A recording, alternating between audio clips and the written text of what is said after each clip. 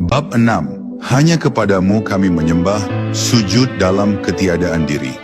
Ketika ayat Iyyaka na'budu meluncur dari bibir seorang hamba, itu bukan sekadar pengakuan verbal tentang ibadah.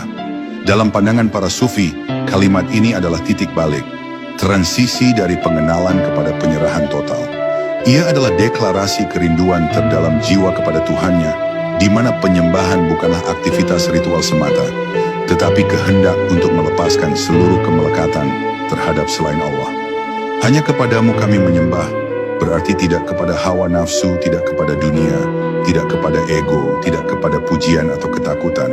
Kalimat ini adalah seperti pedang yang mengiris segala bentuk kepura-puraan batin. Disinilah hamba mengakui bahwa hanya satu arah yang layak untuk tunduk, ke arah wajah Tuhan yang Maha Satu. Bagi seorang sufi, kesadaran bahwa Allah adalah pemilik hari pembalasan adalah pelunakan hati yang keras. Karena hanya pemilik yang sejati yang mampu menghakimi dengan adil, penuh kasih dan dengan hikmah yang sempurna. Yaumiddin, hari pembalasan, bukan sekadar masa depan yang jauh, tetapi juga pengalaman batin yang bisa hadir di setiap momen hidup. Dalam pandangan para sufi, setiap hari adalah hari pembalasan kecil. Setiap niat membawa akibat. Setiap kata meninggalkan jejak, setiap tindakan membentuk pantulan dalam ruh. Maka seorang murid ruhani tidak menunggu akhir zaman untuk bertobat, untuk menilai diri, atau untuk memperbaiki hatinya. Ia menjadikan setiap malam sebagai hisab, setiap pagi sebagai kelahiran baru. Kesadaran akan hari pembalasan bukan membuatnya takut, tapi membuatnya lembut. Ia tidak menilai orang lain, karena ia sibuk menilai dirinya sendiri. Ia tidak sibuk menghakimi, karena ia tahu hanya pemilik hari itu yang berhak. Dan bila hari itu kelak benar-benar tiba, maka bagi mereka yang telah menyucikan jiwanya, hari itu bukanlah hari ketakutan, melainkan hari perjumpaan.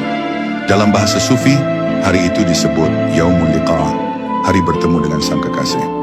Seperti seorang perindu yang akhirnya bertemu pujaan hatinya setelah perjalanan panjang, jiwa yang bersih akan menyambut hari pembalasan, bukan dengan gentar, tapi dengan air mata cinta. Karena ia tahu, segala yang ia alami selama hidup hanyalah latihan untuk menyempurnakan cermin hati, agar mampu memantulkan wajahnya. Dan bila cermin itu telah jernih, maka hari itu adalah hari ketika tirai dibuka, dan hanya keindahan yang tersisa. Akhir bab ini adalah undangan lembut untuk kita semua. Jangan tunggu hari akhir untuk mengenal siapa pemilik sejati dari hidup ini. Sadari dari sekarang bahwa kita hanya tamu sementara di dunia yang fana. Mari hidup dalam kejujuran, dalam kesadaran, dan dalam kerendahan hati. Karena setiap detik adalah kesempatan untuk mendekat, untuk memperbaiki, untuk menyucikan diri.